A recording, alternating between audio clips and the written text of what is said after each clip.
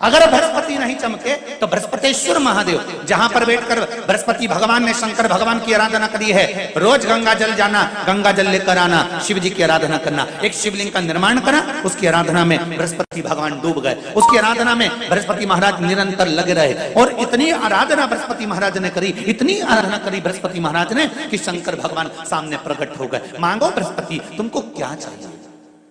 कुछ नहीं, केवल आपका भजन। नाम रख दिया, तुम्हारा नाम बृहस्पति रहेगा। बृहस्पति भगवान का एक नाम बृहस्पति भी रख दिया और तुम साधारण नहीं रहोगे। तुमने मेरी आराधना करी है तो देवताओं के गुरु बनकर विराजमान होगे। नारी को, बहू को, बेटी को यश की प्राप्ति नहीं होती। वो बहुत कुछ करती है, परिवार के लिए बहुत कुछ उसने करा, उसके बाद भी अगर उसको यश नहीं मिल रहा, उसकी यशता नहीं है, उसको कुछ नहीं करना चाहिए। आपने कुछ अच्छा करा और नाम दूसरे का हो गया कि उसने अच्छा करा और आपको मिला ही नहीं। आपने दुनिया के लिए बहुत कुछ करा, परिवार के लिए, कुटुंब के लिए, सबके लिए बहुत कुछ करा, पर आपको यश नहीं मिल रहा। तो बेलपत्री के पेड़ के नीचे हल्दी का शिवलिंग का निर्माण करो। हल्दी पिसी हुई हल्दी का शिवलिंग का निर्माण करो, उसका पूजन कर कर, घी का दिया लगाकर भगवान शंकर की वही हल्दी का शिवलिंग का तिलक अपने हृदय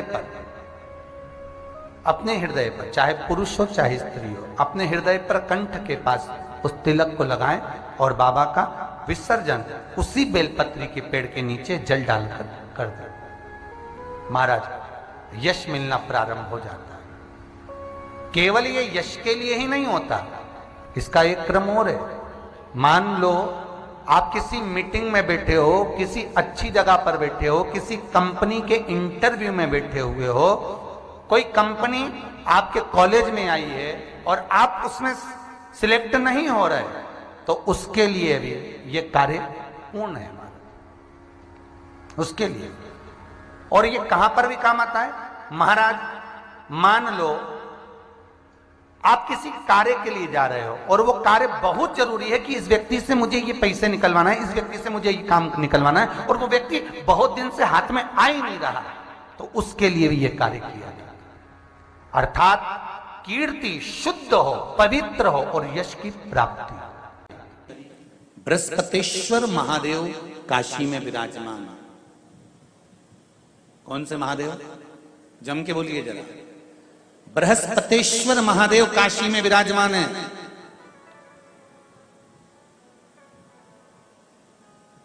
जो अंगूठी में पुखराज नहीं पहन सकते, जिनकी भाग्य रेखा उल्टी चल रही हो, बृहस्पति चमक ही नहीं रहा हो, जिस काम में हाथ डालते हैं वो काम पूरा ही नहीं होता हो, तो एक बार काशी जाना, बृहस्पतेश्वर महादेव का स्पर्श करना, उनका अभिषेक पूजन करना और उनका स्पर्श कर कर एक बेलपत्र ब्राह्मण देवता से मांग कर लेकर आ जाना कि इन बृहस्पतेश्वर महादेव से मुझे एक बेलपत्र दे दो।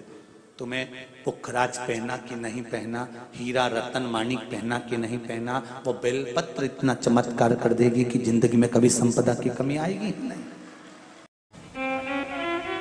बेलपत्री की मध्य पत्ती पर,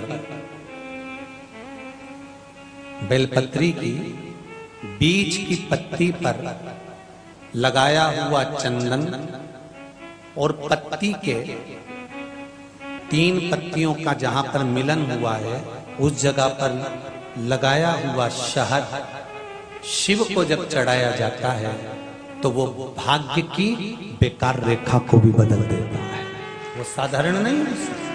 कितना भी टेंशन, कितनी भी चिंता व्यापे, कितनी भी परेशानी चल रही हो, थोड़े दिन बाबा की जो जलाधारी है, इस जलाधारी पर हल्दी का थोड़ा सा लेपन करिए।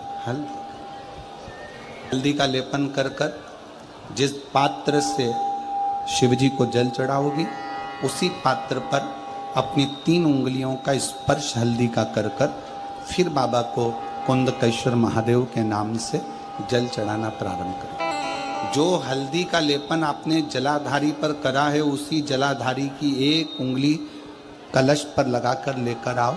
घर के अंदर जब प्रवेश करो या व्यापार में प्रवेश करो तो जो कलश पर हल्दी लगाकर लाए हो वही दरवाजे के ऊपर थोड़ी सी मात्रा में कुंदकेश्वर महादेव के नाम से लगाना प्रारंभ कर दो। कैसी भी चिंता हो 7 से 8 दिन में वो चिंता समाप्त होगी ही हो। एक होता है कनेर का फूल, एक होती है दुर्वा। ये दो हैं।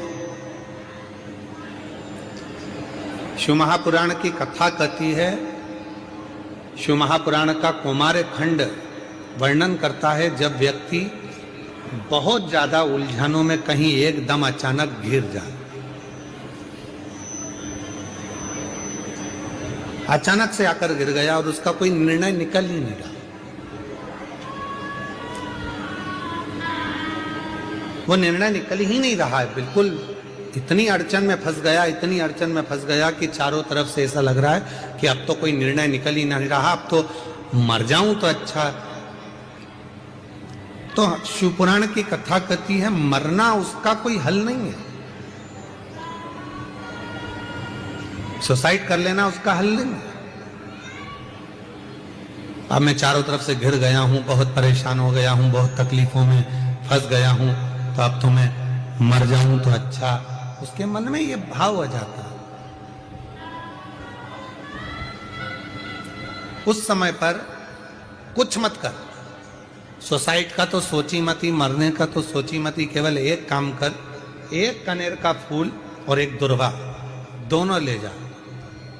जया, विषहरा, शामलीवारी, दौतली और देव, शिव जी की 5 बेटियां। सब लोग उनका नाम लेंगे साथ में। पहले नंबर पर जया, विषहरा, शामलीवारी, दौतली और देव। ये शंकर जी की जो 5 लड़कियां हैं, ये डीले कम कर दो, आवाज क्लियर कर दो। शिव जी की जो 5 लड़कियां हैं, इन 5 लड़कियों का नाम लेकर एक कनेर का फूल और एक दुर्वा जो भगवान शंकर को उत्तर की ओर मुख कर कर शिवलिंग पर समर्पित कर देता है, और एक लोटा जल धीरे धीरे शंकर भगवान को अपने मन की कामना कर कर जिस उलझन में वो फंसा हुआ है, जिस व्याधि में वो फंसा हुआ है, जिस तकलीफ में वो फंसा हुआ है, उसका स्मरण करते करते वो शिव जी से अपने मन की बात कहते कहते अगर जल उसी दुर्वा, उसी कनेर के फूल के ऊपर शिवलिंग पर जो चढ़ा हुआ है उस पर समर्पित करता है, कहते हैं 4 घंटे भी नहीं लगते। 3 महीने तो जान दो, 3 दिन भी जान दो, 4 घंटे भी नहीं लगते और देवाधिदेव महादेव उस व्याधि से उसको निकालना प्रारंभ कर। चने की दाल जब हम दान करते हैं तो स्वर्ण के बराबर दान का, प्रॉपर्टी के बराबर दान का लाभ जीव को प्राप्त होता है। आज भी नारायण के मंदिर में बद्रिकाश्रम में 41 दाने चने की दाल के देने पर, अब कोई 41 तो गिनता नहीं इसलिए पोटली में बांध कर ले जाता है। नारायण के इस बद्रिकाश्रम में आएगा, चने की दाल हाथ में लेकर शंकर के नाम का स्मरण कर कर अपनी मनोकामना कर कर जो नारायण को चढ़ाएगा उसकी मनोकामना 3 महीने में पूरी हो जाएगी। आज भी बद्रिकाश्रम में बद्रीनाथ जी को क्या चढ़ता है? बोलो जम के बोलो। चने की,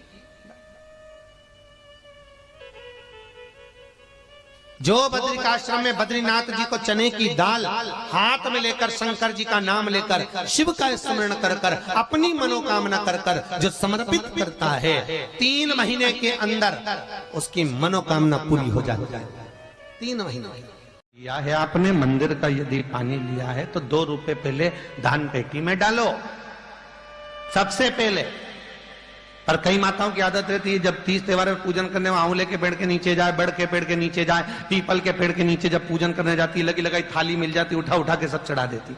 अब ना जाने किसकी थाली किसका सामान, और ये बढ़िया सिर पे पल्लू मल्लू ले लुआ के और सब चढ़ा चढ़ू के वो जाए, और बेचारी जिसकी थाली वो आके देखे तो सब सामान सब। अब वो भी बेचारी सोचे कि हाँ ले लिया तो ले लिया, पर बताओ पुण्य किसको मिलेगा? अरे बोलो तो जिसने चढ़ाया उसको, जिसकी थाली थी। सारंगनाथ जी का दर्शन जरूर करें। क्यों? क्योंकि वो एक ऐसा दिव्य दर्शन है, सारनाथ भगवान का एक ऐसा दिव्य दर्शन है, उस कुंड का ऐसा दिव्य दर्शन है जहां पहुंचकर हम जो कामना लेकर, अगर कितना भी जीवन में ऋण पड़ा हो, कितना भी कर्जा पड़ा हो, कितना भी दुख पड़ा हो, कितनी भी तकलीफ पड़ी हो, अगर काशी में सारनाथ भगवान का दर्शन यदि कर लेते हैं तो हमारी जिंदगी के सारे दुख धीरे धीरे धीरे धीरे, हमारा कर्जा धीरे धीरे चूक जाता है, समाप्त हो। सारनाथ भगवान का इतना महत्व लिंग पुराण में भी है, शिव महापुराण में भी है, नर्मदा पुराण में भी है।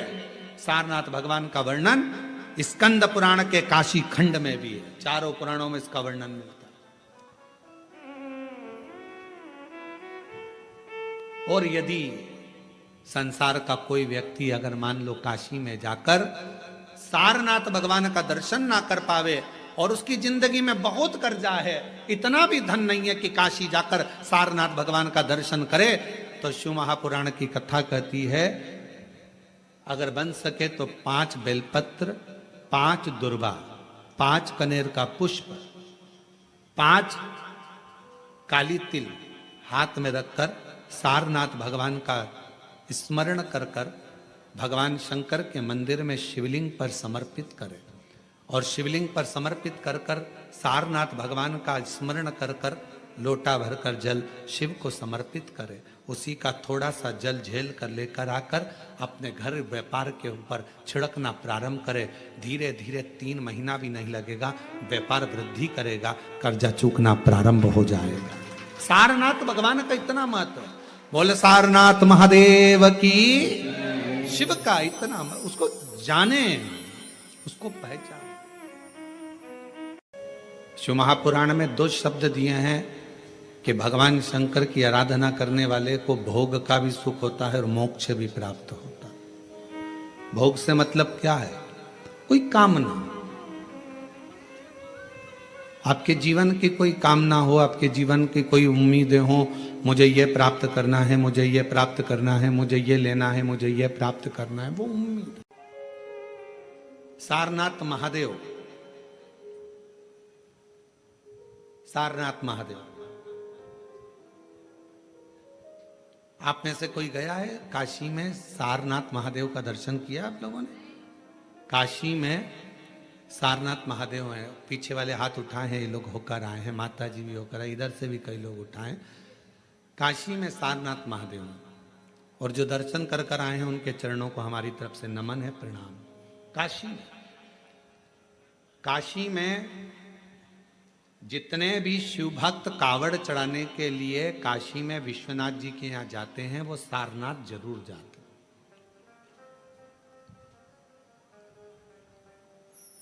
कौन है ये?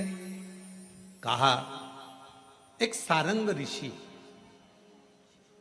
काशी के नजदीक में रहते थे, भ्रमण किया करते थे, काशी के आसपास का घुमा करते थे। एक दिन सारंग ऋषि के मन में भगवान विश्वनाथ जी को दर्शन करने का भाव प्रकट हो गया।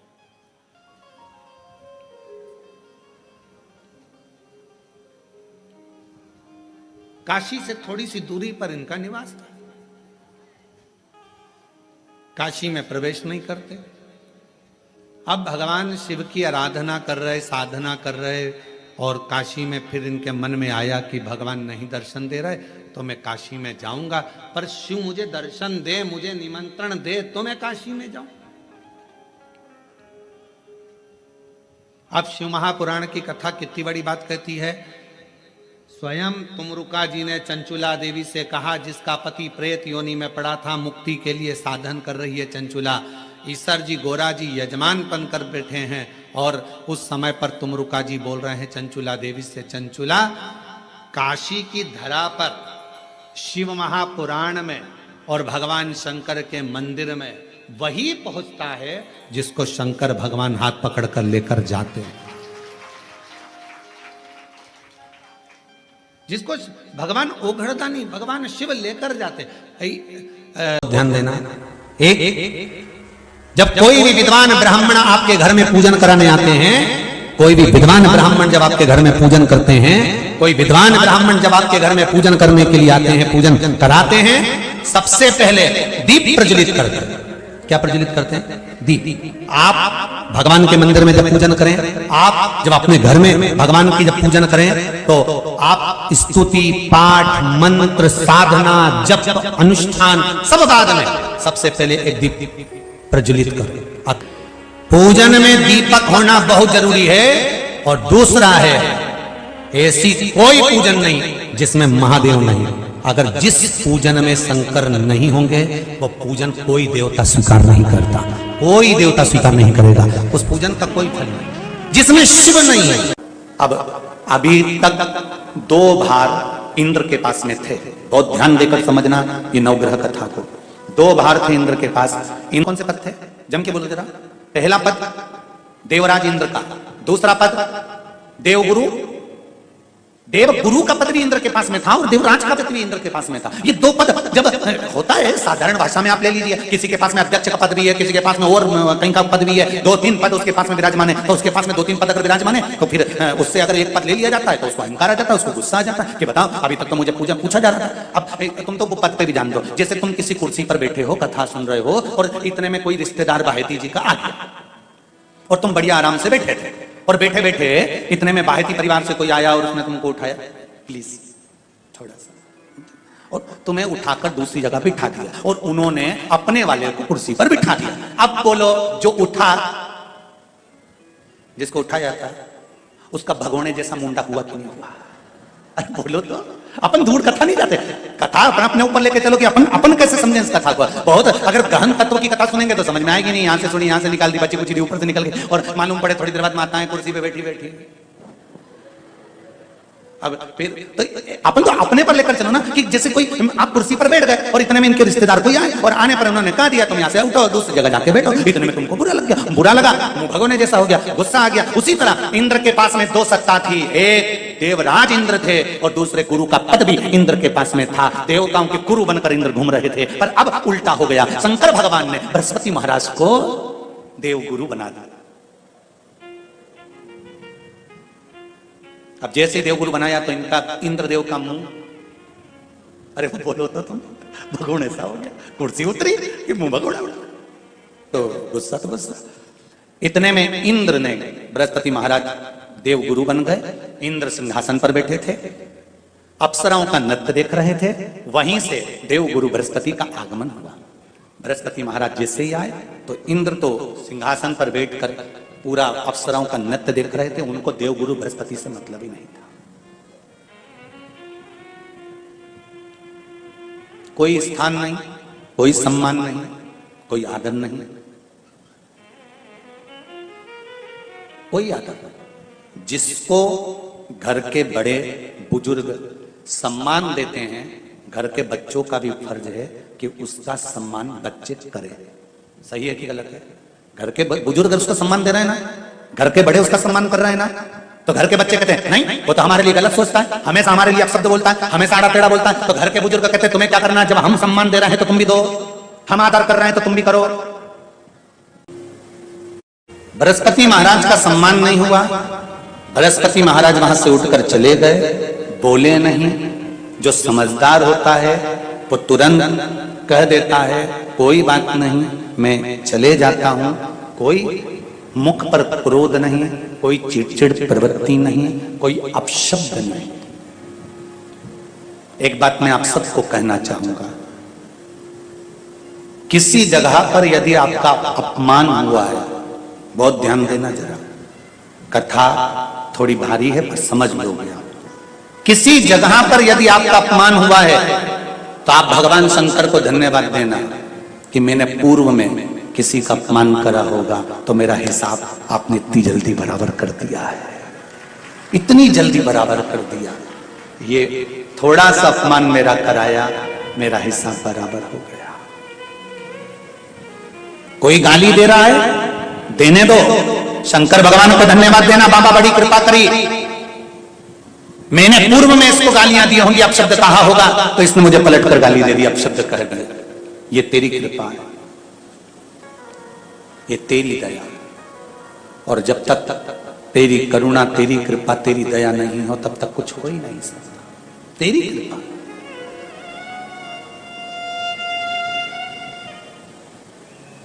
भगवान से कहो, हे देवाधिदेव महादेव, मैं ये नहीं कहता कि मुझे रोने मत देना,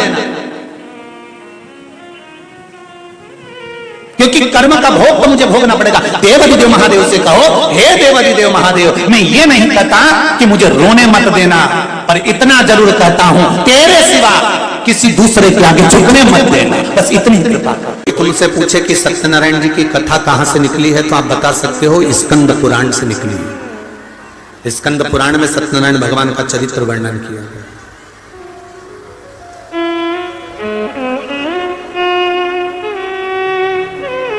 कितने लोग हैं जिनके यहाँ सत्यनारायण भगवान की कथा होती है? कभी तो हुई होगी, हुई है? चलो रखो। सत्यनारायण भगवान की कथा कौन सी है? पंडित जी जब भी कथा सुनाते हैं उसमें 5 अध्याय सुनाते हैं। बोलो। पहला अध्याय सुनाया, एक ब्राह्मण के घर पर एक लक्कड़हारे ने कथा सुनी। बोलो सही है कि गलत है? दूसरा अध्याय, फिर कथा सुनकर उसने कथा सुनी। फिर तीसरा अध्याय, उसने कथा सुनकर उसने कथा सुनी। फिर चौथा अध्याय, उसने कथा सुनी और उसने कथा सुनी। पर वो कथा थी कौन सी? जो सत्यनारायण जी की थी, जो सबने सुनी, पर आज तक वो 5 अध्याय में नहीं आई। तो वो कथा कौन सी थी? तो कोई तुमसे पूछे तो कह देना, शंकर भगवान को जानने के लिए ब्रह्मा और विष्णु ने ढूंढना प्रारंभ करा। भगवान विष्णु नीचे गए, ब्रह्मा ऊपर गए, केतकी का फूल, गाय, सबको लेके ब्रह्मा जी आए। नीचे खड़े हुए भगवान विष्णु से ब्रह्मा जी ने पूछा कि तुम्हें भगवान शंकर के चरण मिले? तो भगवान विष्णु ने कह दिया कि मुझे चरण नहीं मिले। शंकर भगवान के सामने भगवान नारायण ने सत्य बोल दिया था, इसलिए उनका नाम सत्यनारायण हो गया। तब भगवान विष्णु ने जैसे ही सत्य बोला तो 33 कोटि देवताओं ने पुष्पों की वृष्टि करी, हाथ जोड़कर स्मरण करा, स्तुति करी। एक सुंदर कलश को सजाकर उस पर श्रीफल रखकर, आम पत्र को लगाकर, केल पत्र के साथ में भगवान विष्णु की आराधना करना प्रारंभ करी। और भगवान विष्णु की जब आराधना करी तो यही आराधना जब करना प्रारंभ करे तब उनको कदली फल मेवा का भोग लगाया, क्योंकि तुमने सत्य बोला है। सत्य बोलने वाले की पूजन संसार में होती रही है, इसलिए भगवान नारायण की उस दिन से पूजन प्रारंभ हो गई। अब कोई तुमसे पूछे कि सत्यनारायण जी की कथा कौन सी थी, तो तुम बता देना कि कथा ये थी, और वो 5 अध्याय तो कथा के क्रम के। आपने जितनी बार भी सत्यनारायण जी की कथा सुनी होगी उसमें बताया होगा, उन्होंने कथा करवाई तो उन्होंने कथा करवाई तो उन्होंने कथा करवाई। वो कथा कौन सी थी? वो कथा ये। अब भगवान विष्णु ने ब्रह्मा जी से पूछा, आपको भगवान शंकर का सिर मिला? हाँ। आकाशवाणी हो गई शिवलिंग में से, ये ब्रह्मा झूठ बोल रहा है। दुनिया के सारे मंदिर में, दुनिया की सारी भूमि पर, दुनिया की सारी जगह पर जाकर झूठ बोलोगे चल जाएगा, पर शंकर भगवान के सामने झूठ बोलोगे तो जिंदगी नरक जैसी निकल जाएगी, पूरी जिंदगी। ये अदालत, ये पंचायत, ये पंच, ये तो सब बाद में बने। इससे पहले तो गांव के लोग निर्णय कराने के लिए शंकर जी के मंदिर लेके जाते थे। बोलो रे, जितने बैठे हो पुराने, सबको मालूम होगा। जरा सा कोई काम बिगड़ा, चल शंकर जी के मंदिर में उठा गंगा जली और कह दे कि तूने ऐसा नहीं करा। ना पहले पंचायत होती थी, ना पहले अदालत होती थी, ना कोई निर्णायक मंडल होता था, केवल एक निर्णय होता था, शंकर जी के मंदिर में ले जाकर खड़ा कर देते थे और उठा गंगा जली और कह दे तूने ये नहीं करा। कारण क्या था? क्योंकि स्कंद पुराण, शिव पुराण, गर्ग संहिता, लिंग पुराण, नर्मदा पुराण, पद्म पुराण, सारी पुराण एक बात कहती है कि दुनिया में कहीं पर भी झूठ बोल लो, पर शंकर के द्वार पर झूठ मत बोलना। शिव के द्वार पर झूठ बोला तो जिंदगी नरक हो जाएगी।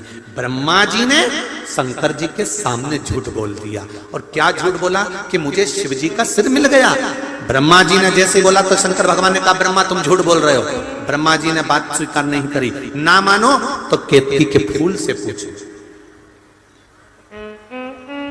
केतकी के फूल से शंकर भगवान के सामने भगवान विष्णु ने पूछा, बोल केतकी, क्या ब्रह्मा जी को सिर मिला है शंकर भगवान का? केतकी के फूल ने कहा, ब्रह्मा जी ने तो सिर का दर्शन कब से कर लिया था। केतकी के फूल ने भी झूठ बोल दिया। शंकर भगवान की आकाशवाणी हुई, हे केतकी के फूल, हे केतकी के पुष्प, मैं तुझे श्राप देता हूं, सारे देवताओं पर तू चढ़ेगा पर शंकर भगवान पर कभी नहीं चढ़ेगा। अगर भूल से भी चढ़ गया तो 1000 गौ हत्या के बराबर दोष लग जाएगा। केतकी का फूल सारे देवताओं पर चढ़ता है पर भगवान देवाधिदेव महादेव पर कभी नहीं। उंगलियां खींचने के बाद दो उंगलियां खींचने के बाद एक उंगली का चंदन नीचे जब तीसरी उंगली से आता है तो हम नीचे, कितने भी नीचे अगर खड्डे में भी जा रहे हैं और कर्जे में भी जा रहे हैं, नीचे की उंगली अगर हमने बाद में लगाई है तो हमें ऊपर उन्नति की सीढ़ी पर महादेव चढ़ा ही देता है। ये निश्चितता है त्रिपुंड लगाने की, ये त्रिपुंड लगाने की निश्चितता है हमारी। शिव जी का एक नाम है निर्मलेश्वर महादेव। फिर से बोलो, निर्मलेश्वर महादेव। जब कोई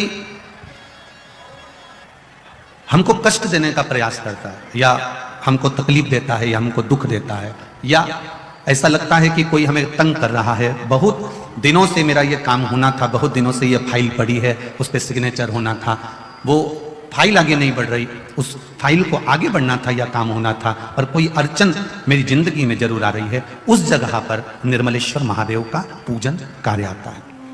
अब उसको करने के लिए अपने को कोई बहुत बड़ा मंडल नहीं बनाना है, हमें बहुत दिखावा नहीं करना है। केवल 5 वृक्ष की पत्ती को, कितने वृक्ष? बस 5 वृक्ष की पत्ती और एक श्वेत पुष्प, सफेद कलर का पुष्प अशोक सुंदरी वाली जगह पर लगाकर चढ़ा देता है। बस निर्मलेश्वर महादेव का नाम लेकर जब चढ़ाया तो कार्य सफलता की ओर अग्रसर हो। वो निर्मलेश्वर महादेव प्रत्येक जीव के हृदय में निर्मलता प्रदान करना, प्रत्येक जीव के हृदय में एक सुख का अनुभव करवा देना, प्रत्येक जीव के भीतर एक भक्ति का आनंद प्रदान कर देना। कहीं अगर आपको भी लगता है कि मेरा ये काम होना था, मैंने ये लोन लेने के लिए, मैंने कर्जा चुकाने के लिए, मैंने ये मकान बनाने के लिए, मैंने ये कार्य करने, तो 5 दुर्बा, कितनी दुर्बा? जम के बोलो जरा, 5 दुर्बा, 1 बेलपत्र। कभी अगर मौका मिले जीवन में, 5 दुर्बा, 1 बेलपत्र, 1 अक्षत, 1 चावल का दाना और तीनों पत्तियों पर लगा हुआ चंदन। बेलपत्र की जो 3 पत्ती होती है, इन तीनों पर लगा हुआ चंदन, दुर्वा, बेलपत्र, चावल का 1 दाना मध्य पत्ती पर रखकर, जब भी आप अपने हृदय से कोई सरकारी गतिविधियों में कहीं फंस गए हो, सरकारी कोई केस चल रहा है, कोई सरकारी चीजों में अगर तकलीफें आ रही हैं, तो शिव का नाम लेकर आप अपना कर्म जरूर करना, मेहनत जरूर करना, कर्म के साथ में शंकर पर विश्वास रखकर 1 अक्षत का दाना, 1 बेलपत्र, 5 दुर्बा हाथ में लेकर शिव का स्मरण कर कर श्री शिवाय नमस्तुभ्यम कहकर, अगर श्री शिवाय नमस्तुभ्यम भी नहीं कह सकते, पंचाक्षर मंत्र नमः शिवाय, षडाक्षर मंत्र ओम नमः शिवाय या फिर श्री शिवाय नमस्तुभ्यम बोलकर शिव को जो स्थान आपको बताया है, स्थान देखा ना, फिर ध्यान देंगे, अशोक सुंदरी से शिवलिंग के बीच की जो खाली जगह है, देख रहे हो आप लोग? एलईडीओं पर ध्यान देना, एलईडी और अपने अपने मोबाइल पर अगर आप कथा सुन रहे हो या यहाँ पंडाल में कथा सुन रहे हो या आस्था चैनल पर सुन रहे हो, तो वहाँ शिवलिंग, अशोक सुंदरी का स्थान, बीच में जो खाली जगह है, इस खाली जगह पर बेलपत्री और दुर्वा का जो पीछे का भाग है, वो पीछे का भाग अशोक सुंदर की ओर होना चाहिए, अशोक सुंदर की ओर उसका भाग हो जाए, और पत्ती को इस तरह से शिवलिंग और जो खाली जगह है उसके मध्य में रखकर, कोई सरकारी चीज के लिए, कोई प्रशासनिक चीज के लिए, कोई केस के लिए, कोई कानूनी कार्यवाही के लिए, कोई तकलीफ में घिरे हुए हो, तो उस स्थान पर यह बेलपत्र केवल 1 बार चढ़ाकर बाबा से विनती करना, बाबा उसको स्वीकार जरूर करेगा, कार्य सफल जरूर करेगा। 1 बेलपत्र शिव भक्ति के लिए एक बेलपत्र। विचार कर लिया, कई कई माताएं कहती है मेरे बेटे की शादी नहीं हो रही, कोई कहता मेरी बेटी को ब्याह नहीं हो रहा, कोई कहता है हमारी बहू को संतान नहीं हो रही, कोई कहता है ये वाला रोग आ गया, बीमारी आ गई, ये हो गया वो हो गया। हम उनसे कहते हैं तुम जब तक अपना समझ कर रखोगे, तुम कहोगी मेरे बेटे का ब्याह नहीं हो रहा तो वो नहीं होगा, बेटा तुम्हारा है।